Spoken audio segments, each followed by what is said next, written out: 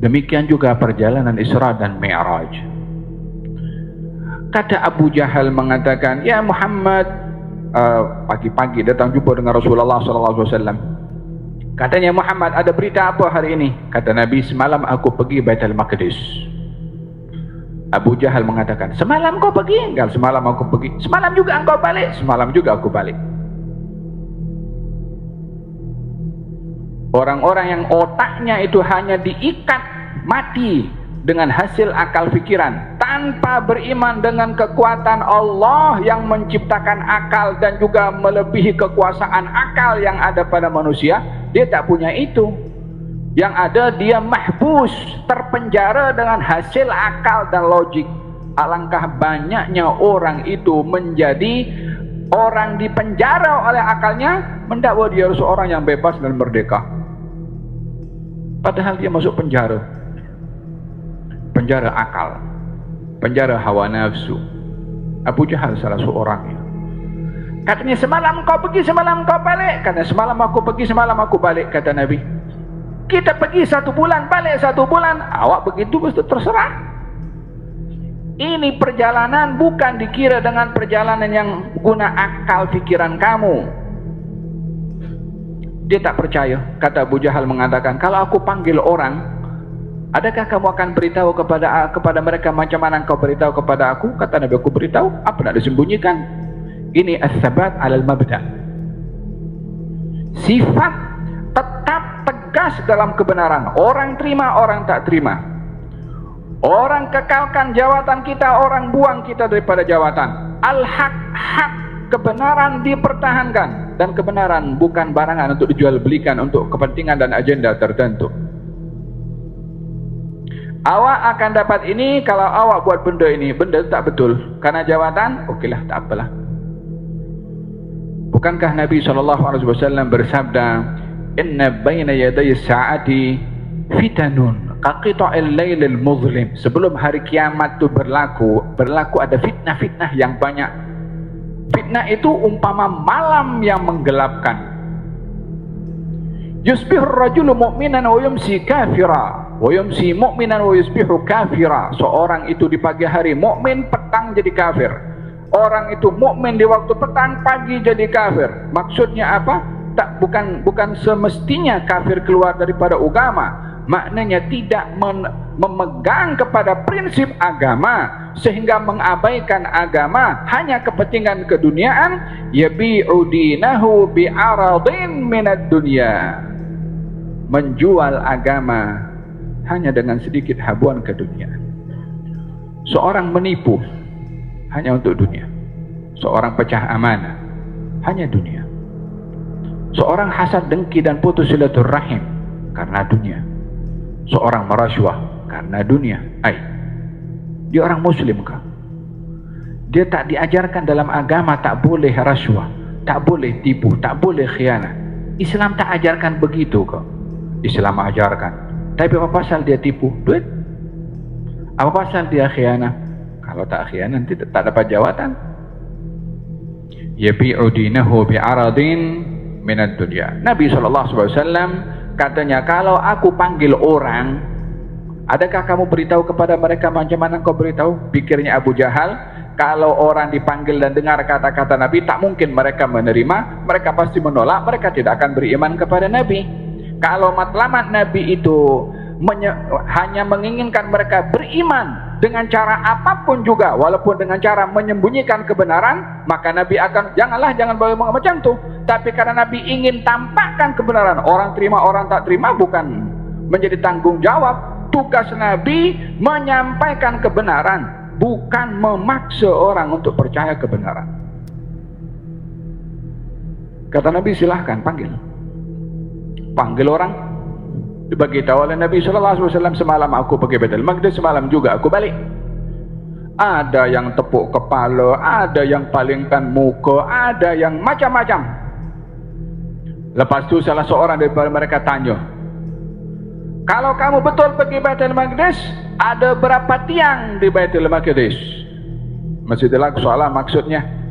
Ada berapa tiang di Masjidil Aqsa? Kata baginda Rasulullah, aku tak tak fokus kepada jumlah tiang. Soalan pun pelik juga. Tak adalah fokus nak kira berapa tiang dalam masjid, tapi soalan itu, dan untuk membuktikan kalau Nabi memang betul sampai ke Baitul Maqdis, kata Nabi, dibuka oleh Allah hijab. Ya salam, kita punya acara di Masjid Nurul Iman ini sekarang ada live streaming, mungkin di mana-mana, mungkin orang di London boleh tengok. Allahu a'lam. Kita di Masjid Nurul Iman, yang di sana boleh tengok kita di sini. Gal baginda Rasulullah katanya masa itu dibuka hijab. Nabi di mana masa itu? Nabi berada di Mekah. Dibuka hijab oleh Allah Subhanahu wa taala. Nabi tengok Baitul Maqdis jelas. Oh, dibagi tahu sekian. Betul. Jangankan hijab untuk melihat Baitul Maqdis yang dibuka oleh Allah untuk Nabi Muhammad sallallahu alaihi wasallam. Syurga itu dibuka oleh Allah untuk Nabi Muhammad sementara Nabi berada di mihrabnya di Madinah. Al-Imam Al-Bukhari meriwayatkan Nabi satu hari salat, kemudian Nabi ini menggerakkan tangannya ke hadapan, seakan-akan ingin memetik dan mengambil sesuatu. Kemudian Nabi berundur ke belakang sampai tubuh badannya itu hampir dekat dengan saf yang pertama. Saf yang pertama pun berundur ke belakang. Sesuatu berlaku kepada Nabi sementara Nabi sedang salat. Selesai daripada salat, kata Nabi, sebentar tadi dibuka oleh Allah Subhanahu wa taala hijab, aku nampak syurga. Syurga nampak daripada mihrabnya Nabi sallallahu alaihi wasallam. Siapa boleh buat seperti itu? Teknologi mana yang boleh buat buka hijab untuk melihat hal yang gaib? Syurga berada di mana sehingga boleh dilihat daripada mihrabnya Nabi kota Madinah? Bukankah Allah Maha Kuasa untuk menjadikan segala-galanya? Siapa yang boleh menghalang Allah untuk berbuat? Jangan gunakan akal untuk membenarkan perbuatan Allah atau tidak. Akal itu tidak punya kuasa untuk menentukan Allah ini tindakannya betul atau tidak ya. Perbuatannya itu bisa diterima atau tidak. Ini macam budak tadika nak kontrol profesor besar. Macam mana kalau ada budak tadika nak kasih tahu kepada profesor? Tak betul. Kalau dalam urusan dunia saja manusia dengan manusia, budak kecil nak salahkan profesor akan dianggap ini budak tak arti apa-apa. Kalau dengan Tuhan, kita hanya boleh menyikapi sami'na wa ta'na. Kita dengar, kita patuh, kita terima. Apa yang dikatakan oleh Allah adalah benar Subhanahu wa ta'ala. Oleh sebab yang demikian, ketika hal itu berlaku kepada baginda Rasulullah SAW, aku nampak keindahan syurga, dan aku nampak pokok, dan aku nampak buah. Aku ingin ambil dan petik buah itu. Kalau aku berjaya memetiknya dan aku tunjuk kepada kamu, itu buah akan kekal sampai hari kiamat nanti. Tapi tak jadi dipetik oleh Nabi SAW. Tunggu nanti di sana. Semoga kita termasuk orang yang masuk insyaAllah ya Rabbi. Dan aku berundur ke belakang. Kemudian aku mendengar, aku melihat neraka dengan begitu lahapnya dibuka oleh Allah Subhanahu wa taala. Sehingga Nabi risau terkena daripada panasnya dan Nabi berundur ke belakang. Oh, syurga dibuka oleh Allah, neraka pun ditampakkan oleh Allah Subhanahu wa taala kepada Nabi Muhammad sallallahu alaihi wasallam. Peristiwa Isra dan Mi'raj juga ditampakkan oleh Allah pelbagai macam keajaiban dan kejadian kepada baginda Rasulullah sallallahu alaihi wasallam. Walau sudah dijawab oleh baginda Rasulullah kepada mereka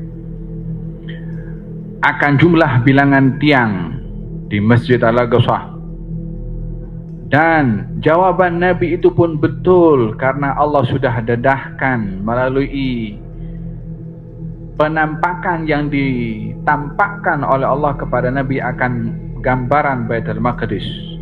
Namun mereka yang terpenjara dengan akal, oh ini sihir. Dia yang tanya, dijawab, jawabannya betul. Oh ini. Pernah mereka bertanya kepada Rasulullah, kami akan beriman kepada engkau kalau engkau boleh belah itu bulan. Dibelah oleh Nabi bulan, satu berada di sana, satu berada di sini kanan, satu berada di kiri. Oh, mata kita kena sihir dengan Muhammad. Mereka yang minta, mereka yang ditunjukkan, mereka juga yang menafikan. Tengok mahalnya harga hidayah macam mana.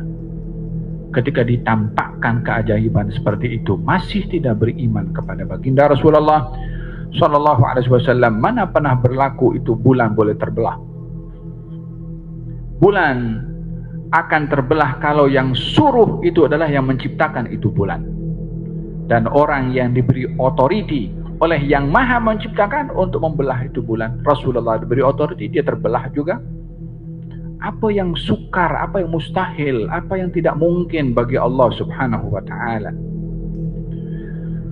Kata Nabi Muhammad mengatakan, kalau kamu tidak percaya, saya dalam perjalanan jumpa dengan satu kafilah, dan saya pergi jumpa dan minum air daripada kafilah itu. Kata mereka mengatakan, kita tunggu kafilah itu sampai. Kafilah itu esok akan sampai bersamaan dengan terbenamnya matahari. Esok ditunggu. Matahari terbenam, kafilah sampai. Kata mereka kaum musyrikin, ini sudah matahari sudah terbenam. Disangka kafilahnya datang. Itu kafilah sampai. Kata Nabi SAW. Dibagi tahu kepada kafilah, apa yang berlaku dalam perjalanan kamu? Aku jumpa dengan Muhammad, dia minum air. Oh, tak percaya lagi. Dah kalau sampai kepada peringkat seperti ini, apa yang nak bikin mereka itu percaya? Apa sebabnya? Satu, hidayah tak sampai. Yang kedua, disebabkan oleh kerana otaknya sudah terprogram dengan hasil pemikiran daripada hasil otaknya. Akalnya mengatakan pergi 1 bulan, pergi 1 bulan balik. Tak mungkin semalam dia boleh pergi. Ditunjukkan bukti-buktinya, tak percaya juga. Tapi orang yang dia tidak terbelenggu dengan akal, seperti Sayyidina Abu Bakar Siddiq radhiyallahu anhu warḍah, diberitahukan, ya Abu Bakar, engkau punya kawan ini mendakwa pergi Baitul Maqdis dan balik dalam sebahagian malam. Kata Sayyidina Abu Bakar mengatakan, kalau dia cakap macam tu, dia betul. Aku lebih percaya daripada berita datang daripada langit. Ini belum cerita lagi pergi naik ke langit baginda Rasulullah, baru bagi tahu pergi ke Baitul Maqdis. Macam mana kalau dibagi tahu kepada Abu Jahal Nabi pergi naik ke langit? La ilaha illallah Muhammad Rasulullah. Tapi dah hati tertutup. Apa yang boleh dibuat kepada orang yang hatinya tertutup daripada hidayah? Tapi Sayyidina Abu Bakar Siddiq, dia bukan hanya bergantung kepada akalnya. Dia memahami fungsi akal, dijadikan oleh Allah sebagai alat untuk memahami pada bahagian yang boleh disentuh oleh akal. Ia mengatakan, kata Sayyidina Abu Bakar Siddiq mengatakan, la ya'rifullaha illallah. Tak ada siapa yang kenal Allah secara hakikat dan sebenar kecuali Allah Subhanahu wa taala. Wa dinu dinan. Agama ini ada dua, iman dan kufrun. Iman dan kufur. Lalu kemudian mengatakan wala ajzu an darakil idraki idraku. Ketidakupayaan akal untuk memahami hakikat Tuhan, itulah pemahamannya akal. Ini akal ini ada batasnya. Oleh sebab itu, sebagai seorang muslim dan mukmin, bukan hanya diberi akal, tapi diberi iman. Akal boleh kesan kepada sesuatu yang dapat dikesan oleh akal. Tapi ada beberapa perkara yang akal tak boleh nak mengesannya. Itulah yang disikapi sebagai seorang muslim dan mukmin dengan iman. Kita percaya adanya alam barzakh. Adakah kita letakkan kamera dalam kubur tu nak tengok orang kena azab, tak kena azab, baru kita percaya? Kita beriman kepada hari akhirat. Apa buktinya hari akhirat akan berlaku kalau bukan kita iman kepada apa yang Allah beritakan dalam Quran akan berlaku hari kiamat? Kita beriman bahwasanya ada padang mahsyar, ada sirat, ada neraka, ada syurga. Daripada mana kita boleh tahu itu semua kalau bukan daripada khabar yang Allah sampaikan dalam Quran dan kita percaya apa yang dikhabarkan oleh Allah? Inilah tugasan iman. Akal tak boleh nak sentuh, akal terhad, akal perlu sampai ke situ.